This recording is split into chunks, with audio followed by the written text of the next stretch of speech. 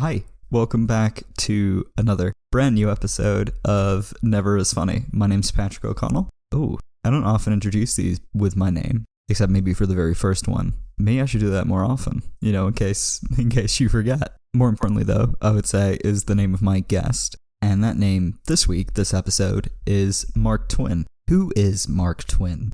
Well, I'm literally about to answer that if you'll give me a minute. God, you really should know who this guy is anyway. And if his current comedy trajectory continues, if you don't, you likely will. So, what has he done? Well, everything so far, which is a good start. He's done podcasts, he's done radio shows, stand-up, he's done films, he's done writing, he's done sketch comedy, and as he talks about on this, currently his most acclaim is doing sketch comedy with Durham Revue. He did that last year, he's doing it this year, and last year he went to Fringe. Now, who are the Durham Revue? I mean, you're really going at me with the questions today, aren't you? You won't just give me a break. But for real, the Durham Revue, if you're in the UK comedy scene, at least, you probably do already know what the Durham Revue is. But in case you don't, they are a student sketch comedy troupe, specifically for Durham University, obviously. And they have some pretty killer alumni, comedy-wise. Who are we talking? We're talking Ed Gamble. We're talking Stevie Martin. We're talking Nish Kumar. We're talking Ambika Maud. And so, obviously, we talk about reviewing this, but we talk about lots of other things. So much stuff, in fact. I only realized when editing this how long it was. So what you're about to listen to is part 1, and next week will be part 2. But this isn't next week. This is this week, in case you weren't aware. So settle down. Put yourself a cup of tea, if you like tea. If not, well then, I guess you're just fucked, aren't you? Or coffee, I suppose. Or water, I heard that stuff's good for you. But yeah, here we go. Marc Twinn time. Welcome back to the show, where I talk to comedians in the know. That's right. It's never as funny. It's never as funny. The show is called Never As Funny. It's the name of the show, by the way. Never As Funny. That's the gist of it, the name. The show's called Never. This is like the title music. It's called Never As Funny. Alright. For a second it looked like you just got hit by a nuclear blast. The way I do live in premium landscape to get hit by a here. There you go. If you can see that, that's premium, like in the distance. Oh god, I've got the worst camera on here. It's crazy because my mic, so I sound amazing, but my face not so good. I'm like that in real life, so it's all good. But yeah, prime nuclear territory. No strategic assets. It just looks really pretty. Yeah, I have that. I live near some kind of air base, which means that every so often we get planes flying over. I'm always convinced for a second that this is it. It's about to drop. I always wanted that. Like, helicopters would fly over my place and be like, oh, cool. I wanted them to land in, like, my back garden or, like, the field next to us. Oh, to land, right. I thought you meant you wanted nuclear apocalypse. I mean, it'd get me out of my desk. That's true, yeah. You wouldn't have to struggle with, like, social media. No, climate change. Wouldn't care at all. Exactly, that's very true. Okay, yeah, I'll do my little... This is the show, you just heard the little intro. And today... Whenever I start doing this, I can't stop. I go into such a stupid little radio voice. Like, no, I'm exactly the same. It freaks people out. But that's how you know you've got a good radio voice. Exactly, built for DJing. Oh, fuck off. Come on, I'm doing radio. Hello, and welcome back to Never As Funny. Like a split personality change. Exactly. I want to go rough London boy, but I just put it on all the time. Yeah, it was good. It's also slightly weird doing this, because obviously since it's not live, I'm currently only doing it to you, as if I'm informing you what your name is. But this is Marc. Very varied comedian, spelled with a C, most importantly. I mean, I had a little list of things down of stuff you've done, but you have done quite a bit. What would you say is your main, like if you were to describe yourself, what would your go, like Revue, truth be told? Yeah, Revue. That's the one with the big name, so I've got to put it there. Yeah, definitely. Also the most time consuming by far. Yeah, I can imagine. What are you up to at the minute? Well, with regards to this stuff. Comedy-wise, I'm trying to write a stand-up set. Oh, fantastic. Yeah, I'm trying to get another one because I really did enjoy it and I enjoyed writing it and I enjoyed performing it. And I was like, Brain, do you want to do that again? And I'm like, no. Yeah. But yes, you do. So it's a little bit of self-motivation, but I have some ideas rattling around, so that should be nice. What's rattling around? Okay. Oh God, no. Here's the thing. Once I say it and you don't fake a laugh, then I'm gonna know it's not funny. And then it's gonna be like, I don't know. I want to do something about how I don't like books. Okay. I feel like too many people also don't like reading books, but they're too scared to say it because they grew up in households like mine, Exactly. where it was the more you read, the more you know, the more you know, the more places you'll go, was hammered into my head from a young age. Is that a thing? Did your family come up with that, or? I think that's Dr. Seuss. Oh, okay. And, I haven't read much throughout my life. I said I would, but I didn't. And you know what? I haven't actually left England for a long time. So they were kind of right. Anyway, no, it's sort of like how I just hated people trying to convince me to read as a child. Yeah. And then even when I got older, they were like, so, books aren't boring, look at this one. It's got sex and it's got violence. And I'm like, no, it doesn't. It has words. Yeah. Exactly. If a book had a small explosive in it and that would pop random point, I would be inclined to read it. I would get something out of that. Like Russian roulette, one of the pages go off in your face. Exactly. That gives me something, whilst, otherwise it's just very lengthy descriptions of things. That's very true. I think I, like a lot of people, spend most of my time thinking about the books I should read rather than reading. Yeah. So very much speaking to the people. I don't know. I just like a guy to just come up and say stuff, just explain books to me, if that makes sense. So like, like the Harry Potter series or something. He just goes through and he just explains everything that happens in the books and stuff like that, so that I just have the information. Because that's the only thing you really need to prove with books. You should check out Wikipedia. They've got some good stuff over there. Why didn't... Oh my God. I could have been using Wikipedia. My girlfriend is very into horror movies, but she can't stand watching them. So you can mention pretty much anyone you've heard of to her, and she'll know all about it, but exclusively through Wikipedia, because that's the only way she can stand them. She won't watch a horror movie, but she'll read the synopsis on Wikipedia. Exactly, yeah. Or watch like a video essay about it. That's nice. I love video essays. Yeah, me too. They consume too much of my life. Anyway, do you have any questions for me? That was a very contemplative moment there. This is what I'm worried about. I'm supposed to be light and funny. I'm just going to go into an existential crisis every 3 minutes. Nah, it's all good. I'm the same. I mean, in some ways it's worse for me because I have to maintain some semblance of control over where the conversation goes and ask the right question. Whereas you can't just say whatever the hell you like. It's quite freeing because, of course, you were on my radio show and now I'm in your house. And I've got to admit, yes, I find it scarier to be the guest. There's no structure. If I'm struggling as the host, I can, let's move on to our next bit. For me, I have no next bit. I've written down nothing. I'll give it a go right now.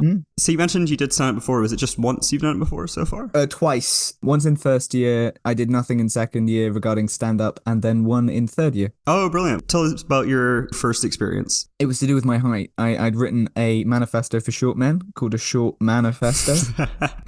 Dumbest joke. That's a very good start. I don't know if I'd exaggerated in my head, but that got 7 seconds of laughter, and I did the classic oh, that's it, because it was one of my first jokes. Yeah. But that was really nice. This gets me on to talking about comedy. I like the risk of comedy. I find that very rewarding because a lot of the times the audience doesn't owe you a laugh, and the response, it's there. With dramatic acting, it's very much you can get enveloped in yourself, but there's not that same sense of social embarrassment from risk. If you go out and you do an amazing comedic performance with an audience who owes you nothing, that's like a gambler's high for me. Especially for my first stand-up set, I don't know if they were just being nice. If they were, that was really sweet, and it just made my day. Yeah, definitely. I fully agree. I think it's very addicting. And the realness of it, yeah, because when you do stage, unless you do something horrifyingly offensive up there, people are going to clap at the end. Whereas, yeah, laughter is like a gut reaction that tells you did all right, pretty much. I think most people aren't inclined. People might laugh more often if they're feeling in a good mood. But yeah, I don't think you need to worry about people being nice unless they got together by committee, decided to support you. This is my sort of huge privilege of being in the Revue, is to do the same show for 30 days in a row. And I think one of my strengths as a comedian is consistency. And actually, I think that's a weakness as well, because I'd like to be somebody who could free themselves up. But at the moment, I'm very rigid. But anyway, once you do the same thing 30 times in a row, and then you get completely different responses from it every night, you actually internalize the idea that, oh no, I was never the problem. It literally is. Yes. Audiences can be so different and they can receive the same thing in completely different ways. And I understand that's what a lot of people, and that's what I heard, starting out comedy. But at the same time, when I did my first stand-up set, the mentality was, if they don't laugh, I am bad. Right, yeah, 100%. When you did your second, was it the same one again, like remastered? No, I did that one about my mental health. I thought it was light and fun actually when writing it, but every time I've watched it back and every time people have talked about it, they said stuff like, wow, you drew attention to really important issues, which wasn't the goal. But yeah, no, I took the piss out of my college welfare. That was nice. Oh yeah, I watched the clip you sent. I think I saw it when you originally posted. No, I enjoy that. And also, one of the central premises for that, which I absolutely love and went semi-viral on TikTok, was the idea that you can use authoritarian tactics to improve your self-help.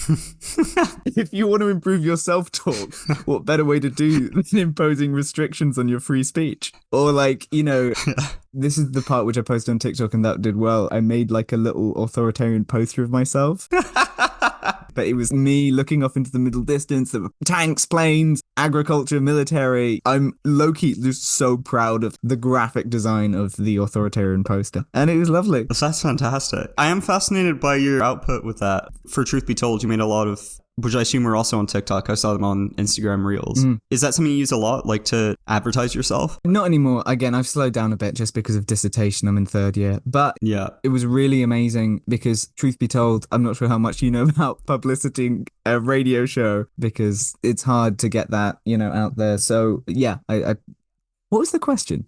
It was very broad. It was basically just how useful was it doing that kind of stuff? And like, did you enjoy doing it? What did you learn from doing that stuff? I definitely did. I don't think there's anything that I could learn that your listeners can get off of me putting it into a soundbite. So I'm very sorry anyone who accidentally paid for this. Well, I don't think my listeners should be getting off from your soundbites anyway.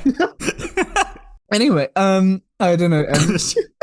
I don't know. It got me a portfolio. If I want to ever just go to a brand and say like, hey, I want to make social media content for you. And they say, how do we know you're good at that? And then I can go, look at this. So that was nice. Yes, absolutely. It was a little bit of fun. And I very much like having arenas such as TikTok where there's no pressure. So like, I don't think I'd make TikToks for the Revue account because there's so much pressure on keeping that brand identity. Right, yeah. But with Truth Be Told and with my own TikTok account, I kind of feel like I can mess it up. I can be a little bit silly at times, you know, a little bit of a quirky little boy. And then when it does well, that's really nice. But then if it fails, I don't care too much about it. Yeah, lower stakes. That makes sense. How have you found balancing it this year with, especially being in third year with dissertations and all the big boy stuff? Bad. No, it's not easy. It's not fun. I found myself getting so jealous of the first and second years. Yeah. When you do it, you feel guilty because it's like, oh, I'm not working. Yes. Yeah. I'm doing this fun thing. Thank God the Revue almost forces you to be in these locations and they schedule out time and you have to be there and stuff like that. And during that time, I still feel guilty. But it's nice having a force that pushes you to do it. And I'm really thankful for that because, yeah, with the overwhelmingness of third year, I think, I don't know, I would have taken that time to maybe have a mental health break. But, you know, then you don't get a mental health break and then it's just constant. I should throw in jokes. Yeah, you looked around like you were looking for them in the physical space around you. There we go. Oh, a couple jokes. Oh, brilliant. Definitely was. I have a go-to joke. Did I ever tell you about the time I stole kitchen utensils? It was dangerous, but worth the whisk. I'll tell you, yeah.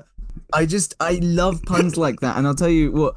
Okay, I'm gonna just rant about something for a second. So I applied for a BBC Blue Peter thing where it was like, you're going to be a spy and you're going to like solve puzzles and stuff like that. And it was like a whole thing. And I got so close, but I didn't get it. And so I watched it with visceral hatred for every single child that got selected over me. And it was just the fact that by then I developed a little bit of a funny bone. I missed so this was when you were also a kid. No, it wasn't like last week. I wanted to apply for Blue Peter. No, I mean like when I was really little. I mean like littler than I am now. It was so... Okay, so yeah, adorable little Mark. They had like fake interviews, you know, the real interviews had been done off screen, but they had like these fake ones. And one of the kids said like, is it okay if I make a joke? And I'm like, okay, let's see how it is. Prick. And then he goes, and the delivery is what makes it perfect. If I'm going to try and replicate that now. He goes, what do spies wear on their feet? Sneakers. Lack of pause. That's so incredibly fast. You know what? I bet that kid has grown up now. He's the same age as me. But at some point, he'll think back and go, that was a really cringy moment. Thank God no one's thinking about it now. I'm thinking about it. I don't know his name. I should have memorized that too for the bit. What's it? We can look at, see if we can find his address as well. We could release it, put it in the episode notes. Dox him. Yeah. No, I want to find him out so if I ever become like a famous comedian, I'll just call him out. Invite him to the show. I have a question for you. Would you want to have your own TV chat show? But it's not something I've actively thought about a lot because this is so specifically like talking to comedians and things. I don't know if I'd have much interesting to say or ask. I don't know. Arnold Schwarzenegger. I mean, like, I don't know why he came to I'm mind. imagining like a Graham Norton style show. Yes, possibly. I feel like I'm being pitched Yeah, I know. to. I realised that with Graham Norton they drink, and despite sounding it, I haven't had a drop yet. I might do that if I fail to make any jokes, but there's the worry that I might become even more existential and depressing Yeah. once I start, nursing the vodka. Honestly, there's no pressure with this because, like, obviously laughing's good, but it's not actively a comedy podcast. When I had Arthur on a couple of weeks ago, he was like, just so you know, and I'm not sure I have a lot of energy for this one. And I was like, no, that's great. It's all cool because, I still monetize your sadness. So I've got to admit, although I think I'm quite high energy, as in like my comedy on brand, it's high energy. Whilst Arthur, I feel like he could get away with just being so funny. Because with Arthur, it feels effortless, like the way that he will just casually say something funny. And the way that he doesn't sort of modulate his tone too much when he makes a joke means that it always catches me off guard. And that's what I love. For all of its bad aging, something that I really philosophically about comedy, sorry, I'm going to get technical here. I absolutely love comedies where the dialogue and the jokes are said in the same tone and manner. So that's why I think Airplane works so well. And that's why I believe that I love Friends, but comedically, I don't think that's why it works because they always telegraph the jokes, like 3 seconds they'll say, right. It's so clear that this person is setting up a joke in this line, or it's so clear that this line is going to end in a joke. Whilst with Airplane, every single line could go either way. Legitimately, I think if you watched Airplane and you'd not watched it, you would have trouble figuring out whether or not a joke is coming or just a normal saying of the statement. Because obviously that movie is so surreal and bizarre that if things were delivered as jokes, it definitely wouldn't work as well because the whole thing is already kind of a bizarre joke anyway. Which feels kind of rude saying this in an analogy for Arthur, saying that he is a joke, which that's not what I meant. But he very much is his persona a lot of the time, I think, exaggerated a bit. When you do stand-up, how different is that to real Mark versus microphone Mark? I'm not very relaxed on stage. I'm going to say yet, because I'd like to be. I think that's my next adventure, is actually relaxing on stage. So imagine it's very controlled. Right. And so it's me speaking and I try to just good diction. And it's like, it was only a 5-minute set for both of them. So I got to spend a lot of time I say perfecting it. There's ways it could have been better. But in my head, just making sure that you go up at this part and then you go down at this part and that's got to be a sharp little change because you're changing tone. This joke will probably only work if you're moving about and then you stop suddenly and stuff like that. Yeah, definitely. It's very high energy and controlled is probably not just my stand-up, but probably my sketch as well. So actually, it should be different, but the two bleed into one. How different would you say is you in sketches versus you doing stand-up? I'm a lot darker in stand-up. A lot of the dark humor stuff or a lot of the rogue stuff doesn't get into sketch comedy, and rightly so. But God, it does creep in. The one sketch that I got in for the gala show was a guy doing ASMR, but his mic's so powerful you can hear his parents arguing in the background. That's really It's called good. ASMR. But what is the difference? If anything, I think I'm more relaxed in some of the sketches because some of the characters need to be relaxed. I remember last year I played Superman, but he had to be a lazy Superman. And this was Yes. It sounds silly. It's one of the toughest things that I ever had to do on stage because I just had to both project, but also seem super relaxed because the idiosyncrasies of people seeing themselves in the lazy character was the whole point of the sketch. Yes. And I took it on because I thought I could improve as a comedian, and it was tough. But hopefully, when I end up feeling very comfortable in that space and talking like this. But here's the thing, I don't feel like when I talk like this, it still sounds a bit theatery. I've got a bit of a drama voice all the time. But I don't feel like I could make people laugh speaking like this, speaking casually. I mean, I definitely found that with sketch and stand-up. Becoming more relaxed doing stand-up is also a goal for me, considering as well I've only done 2. But yeah, with sketch, like with all performance, you're much more playing a character. So, I don't know, to me that always feels slightly safer. It is, but it's less rewarding. Yes, definitely. Because something not working is like, oh, the sketch didn't work. We need to redo the writing. Whereas when stand-up doesn't go well, it very much feels like, oh, I didn't work. You also have a lot more freedom. I don't think I've ever improvised on stage during sketch, whilst I've improvised on stage doing stand-up because it's the idea of the group mentality of you've got people to catch you when you fall. Like I've been in sketches in which somebody's forgotten their lines. I swoop in. It's fine. I trust everyone else to do the same with me. It's pretty cool. But that also means like if you come up with a good idea on the spot, because you have to appease so many sort of varieties of humor, you just don't want to. You don't want to go for it. Whilst with stand-up, I sort of feel like if a joke comes to my head, they're liking the stuff that I've already written. Maybe this will work as well. It's much more natural. That makes a lot of sense. Plus, again, lower stakes because you're not screwing it up for anyone else on stage. I would argue higher stakes for me personally because, again, you're not playing a character, you're playing yourself. It's all the jokes that you've written and you've perfected. So it's the idea that, like, when it fails, it's very much you that has failed. Right. For a split second there, I had this moment of existentiality. Like, it felt like it was you saying to me specifically, I've failed. How well's your stand-up going? I'm sorry I disappointed you, Dad. How's your father? You doing okay? It's very intimidating. You could be a good, like, headmaster. I could see that. I played a headmaster in a play. It was brilliant. Oh, no way. Which one? It was History Boys. If anyone's seen History Boys, just one of the best plays ever. It's so great. My character was a perv. And a little bit of a racist as well. Well, that we could see. Only a little bit, I guess. We only saw a little bit of racism. Yeah, no, right, sexist, racist character. But I got to act with some of the best people in DST my first year, and that was like so much fun. Oh, brilliant. And it was, I don't know how to feel about it, but in the first act, I was getting laughs where I wasn't expecting to.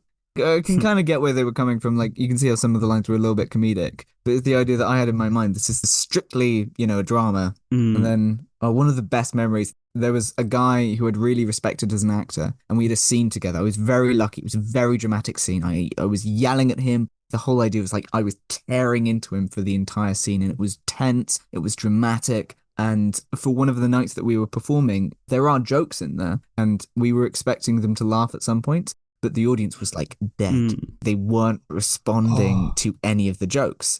And this guy, this actor I'd really admired, he was just, it had gotten to his head a little bit. And our scene was coming up. And I looked at him and I said, let's give them something to not laugh about. And that was like, first of all, that was the coolest line I think I've ever said naturally in real life. That goes really fucking hard. This image goes hard. Feel free to screenshot. Can I just say, I love your Instagram stories. Like everything that you post, it's exactly my humor. Thank you very much. Yeah, I have maybe at some point I'll open it up as some kind of paid subscription for podcast listeners. Of a close friend story where I post memes. But yeah, good.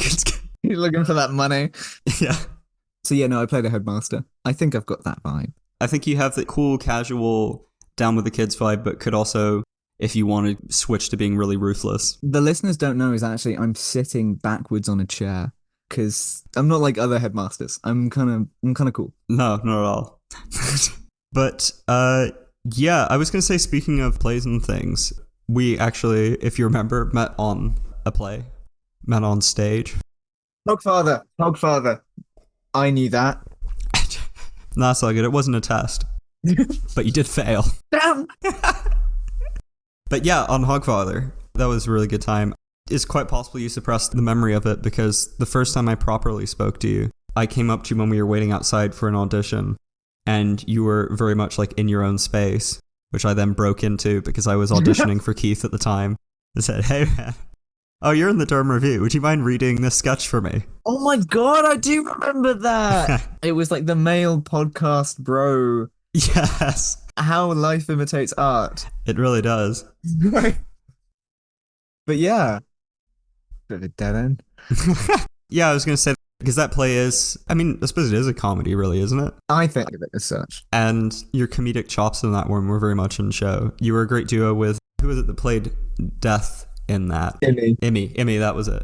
and you played, was it Albert? Is that Dust Butler's name? Which was a really good role. Presumably at that point, so this was last year. Was that also the first year you got into the Revue? Yeah, same one. That was a good year. How was that experience for you? Like, had you done much stage stuff before that? It was very relaxed. The Revue was very stressful, and this was very fun, especially because like the voice I was using and the characterization I'd completely stolen from earlier stuff I've done. That was like the voice was Albert with his sadness and his comedic frying pan. That was Fagin. I played Fagin in final year. I gotta admit, I just didn't want to waste it because I spent like a month trying to get that voice. It started like I was just sort of, I'd thrown gravel in my throat, but thankfully the teachers trusted me enough.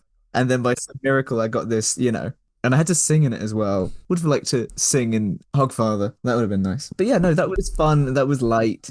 I like to go for very sort of intense projects, and Hogfather actually felt warm, welcoming, and low pressure, but also really fun, and everyone was giving it their all, and that was nice. Do you continue to do much stage stuff outside of direct comedy? I've actually moved into writing. Oh, fantastic. What I'm most proud of is I've written a one-man show called Influence, which is about like this nerdy little guy. He's really lonely, and then he meets a bunch of friends, and they all start like a YouTube channel together. But then the YouTube channel's like pretty misogynistic, but he really likes having friends, and he has to sort of grapple with all that. And at the end, he just becomes this awful person. And it's like a bleak tale of how these online misogynists can sort of grab hold of these young men and turn them into disgusting creatures. Oh, wow. That's really fascinating. I really like that. So you finished the script for that? Yeah, and it got put on. Oh my God, brilliant. It got performed by the wonderful Ollie Cochran and directed by the also wonderful Emily Kelly, dream director, dream actor. And it got to be put on, and it was awesome. I've got the recording. I showed my parents. That was both really awkward because it's such a dark play. Yeah. But like the comedy, at least sort of my comedic side didn't leave when I wrote that. If anything, it was just sort of a bit more relaxing because I knew I didn't have to be funny all the time. Yes. And that meant that when I was writing, I could naturally go, oh, that's kind of funny. And then I'd throw that in there. And it was quite nice as well because somebody said like, oh yeah, those jokes, they're such Mark jokes, which I love. It's great to have a brand. Yeah, that's right. I can market that. Yes. Everything we're doing here is for money. Exactly, yeah. The end goal of comedy. So I'm telling my parents anyway. I mean, I've definitely found, even with writing sketches, I think the ones that I've written that I liked the most were just, I had an idea and then started writing, and then funny things showed up and then I trimmed it down around those. Whereas when I wrote under the thing of, okay, I've got to get something out, I've got to put a joke here, to me at least, a lot of them felt a lot more flat and more obviously set up and structured. I know, it's especially when you get to writing like a punchline. Yeah. It's just like, oh, this is a sentence that has to be funny and has to tie in. It's so hard for me to now organically come up with a punchline. It feels like such a manufactured process.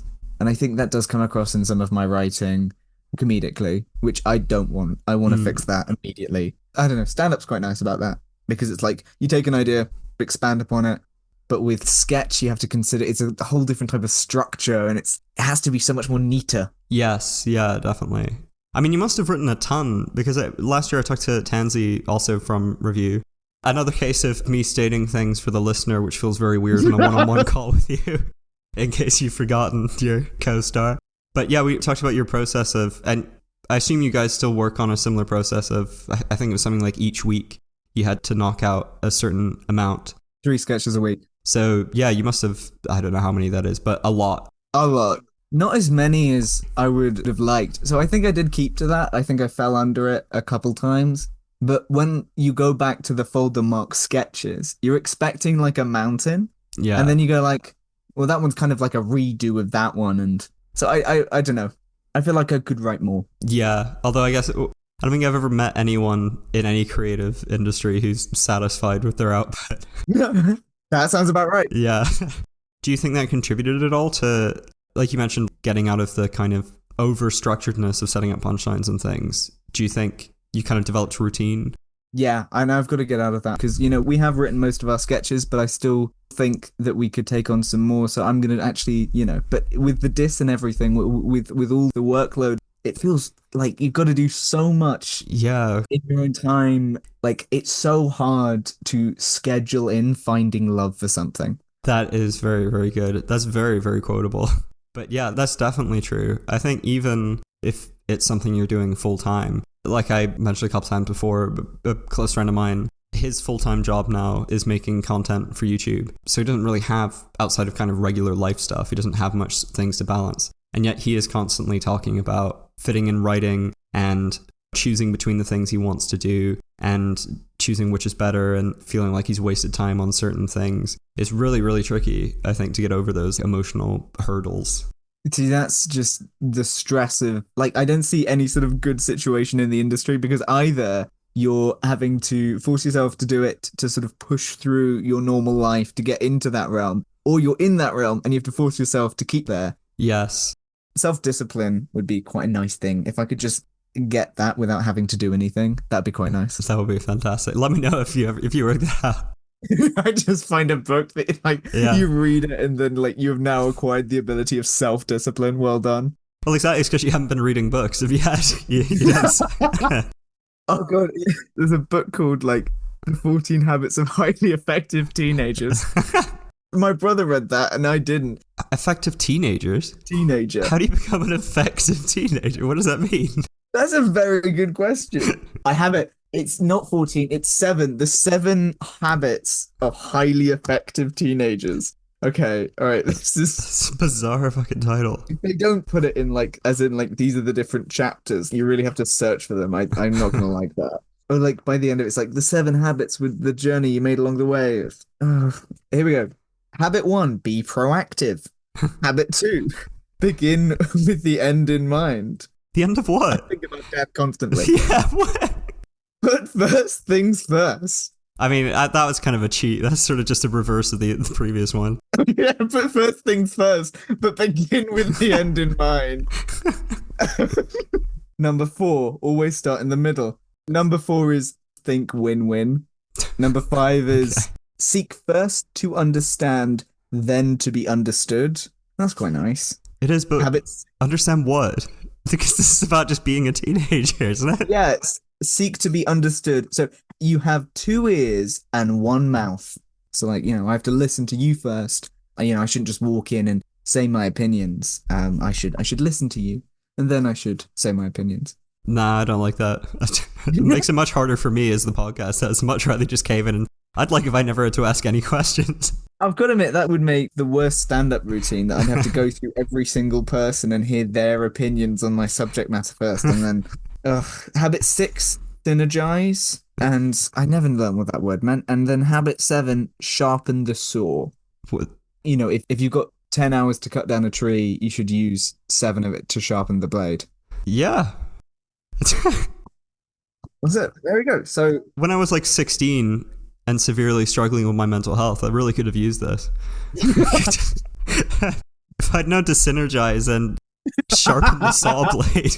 It's a corporate manual for children. It's bizarre. Efficient teenager. It's something called biopolitics. It's the way that your body just becomes conditioned by these rules of society that make you more productive and they make you live longer. Yeah. But yeah, it's corporate manuals. This book is for the good of the state. Would you rate your brother's teenage ship as efficient now? Yeah, he was very efficient. He got grade 7 guitar in 2 years. He got 4 A stars from his A levels. He's an absolute genius. So yeah, highly effective. Yeah, I suppose can't knock it. I have a question. Are you younger, middle only?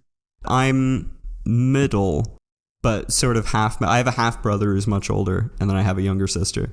Cool. No, I was wondering because it's I don't know if it's common for. In my mind, it's the younger sibling is the creative one who goes to art school, and then the older one becomes a lawyer, then makes all the money, and then the younger one has to ask the older one for money, and it's just kind of awkward at the family reunions. Yeah, that's for sure. Yeah, my older brother is a doctor, Hold it. and my younger sister is in high school, and she's doing very well, and I'm a university dropout. So, we're all kind of evenly in the middle. I've got to admit, that's the most middle child energy. I've had a lot of fun making fun of middle children, which, that's got to be nice. Definitely. What position are you in the child hierarchy? I want you to guess. What do I give off? This is tricky. I also don't want to... There is none that I will be offended by, because either you'll compliment me or you'll be right. I'm guessing only child. Youngest. Ah, okay, close. Well, actually not. That's actually kind of the furthest from only child, I suppose. So maybe not. I don't know what to do in silences. What do you do, because with the podcast you can cut it out. Yeah. But if I'm on a first date and a silence like that happens, I have no idea what to do. I usually just edit it out after the date. No, I have no idea, honestly. I haven't really been on many dates. I mean, it's kind of obvious considering I'm hosting a podcast, sort of one of the credentials. No, but podcast first, Olivia Rodrigo said she wanted to hang out today, but I said, no, I have to be on Never As Funny. Exactly. But she also wanted to be on Never As Funny, but no, I said I have to have Mark. Yeah. Which is what Vampire is about, I think. Yeah, her publicist will tell her to say something else, but it was about me and you and not being on Never As Funny. Exactly. I think now would be a good time for the song break of the episode. Yeah. If you'd like to, introduce it. Of course. So I thought just be really cheery all the time because that's my style of comedy, but you've been actually very relaxing. So the comedic effect of this is actually been diluted a bit and people will just have to enjoy the song for what it is. This is a song called First Day of My Life by Bright Eyes. I love this song. It's a song that I've probably, every time I've listened to it, I've cried more oftentimes I've listened to it than not, if that makes sense. Yes. It's such a beautiful thing that I don't think many people have heard, or maybe they have, and I'm just pretending that I found something really niche. And again, I was assumed I'd come on here and be super upbeat and funny, and then go all right, everyone, now listen to the crying song. I've engendered the existential crisis too early. You can come back upbeat right after the song if you like. Yeah, exactly. Literally, I'm going to do that. So yeah, Bright Eyes, First Day of My Life. Enjoy it, lie back, think about the world, think about the ones you love.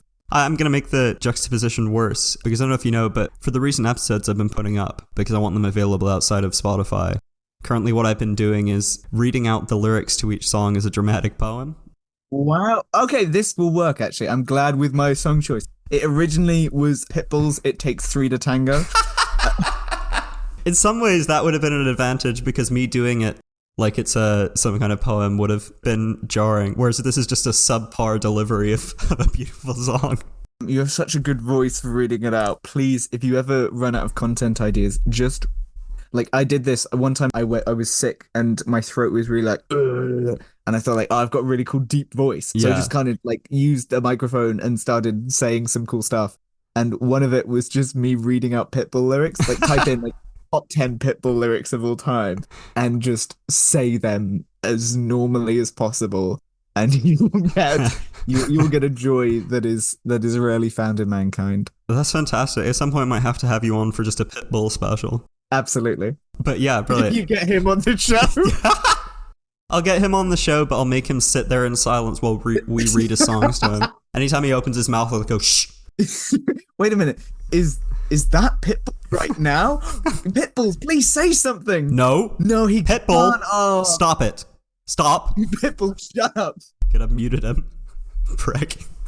Again, it's great because it's an audio podcast, so I mean, yeah, we could say it. I've got Pitbull on here. You came on my show and said that the Christian God and Fred Durst. I forgot about that, yeah. I'm still not entirely sure who Fred Durst is.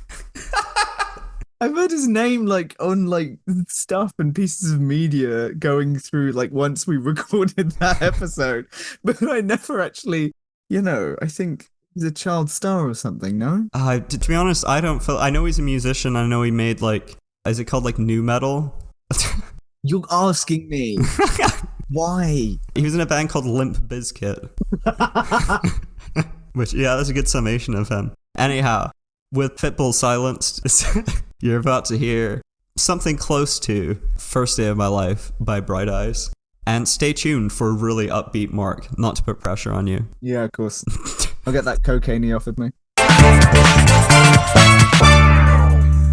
Okay, welcome to the middle section of the show. Or actually, wait, I was actually thinking about putting a record scratch there when I did this little reveal, but there are places that even I won't sync to. Anyway, I was gonna say, it's not actually the middle section, it's actually the end. Because, as I told you way back at the start, if you remember, if you've been following the lore, this is part 1 of a 2-part episode. So, instead I've made our little middle break the end of part 1, but it's the middle of the whole thing, in a way. But whatever, you got the gist. Anyway, more importantly, Mark chose the song First Day of My Life by Bright Eyes. And I thought, before I do my little reading, which makes it sound like I'm about to deliver a psalm, I thought I'd give you a couple of facts from Wikipedia about this song. In a new section, which I'm calling Patrick's Song Facts from Wikipedia. Alright. Patrick's Song Facts from Wikipedia. Patrick's Song Facts from Wikipedia.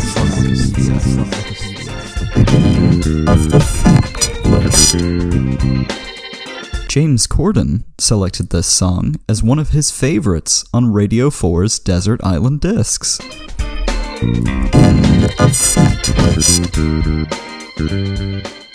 Alright, well, now that you're a little more informed, here are the lyrics. First Day of My Life by Bright Eyes. This is the first day of my life. Swear I was born right in the doorway. Went out in the rain, suddenly everything changed. They're spreading blankets on the beach. Yours was the first face that I saw. I think I was blind before I met you. And I don't know where I am, don't know where I've been, but I know where I want to go. And so I thought I'd let you know. Yeah, these things take forever. I especially am slow. But realized that I need you, and I wondered if I could come home. Remember the time you drove all night just to meet me in the morning? And I thought it was strange. You said everything changed. You felt as if you just woke up. And you said, "This is the first day of my life. I'm glad I didn't die before I met you, but now I don't care. I could go anywhere with you, and I'd probably be happy." So, if you want to be with me, with these things there's no telling. We just have to wait and see. But I'd rather be working for a paycheck than waiting to win the lottery. Aha. Besides, maybe this time is different. I mean, I really think you like me. Alright, thank you, and thank you, Bright Eyes, and thank you, Mark. Oh yeah, Mark. Well, I want to say, let's get back to him. And of course we will. But it will be next week, so stay tuned, stay excited for that. I'll drop some things in the episode notes, like a link to the Durham Revue, but if you listen next week, you'll get to hear all the rest of his body of work and a bunch of other random shit. Of course, this was a very wild one, even for this show, and even more things to follow this guy up on. But yeah, keep an eye out for that, and until then, have a good week. You know the deal, it's the end of the show. My name's Patrick O'Connell. You also already knew that, and the name of the show is Never As Funny, you knew that. But did you know that you can find it on Instagram at Never As Funny, all one word, all lowercase? The music for the intro was There It Is by Ken MacLeod. There Is Romance and Funk Game Loop were used in the middle by the same guy. Incompetech.com, licensed or Creative Commons by attribution 4.0, licensed Creative Commons or licenses /by/4.0. Hey, I did it in time this time. Alright, bye bye.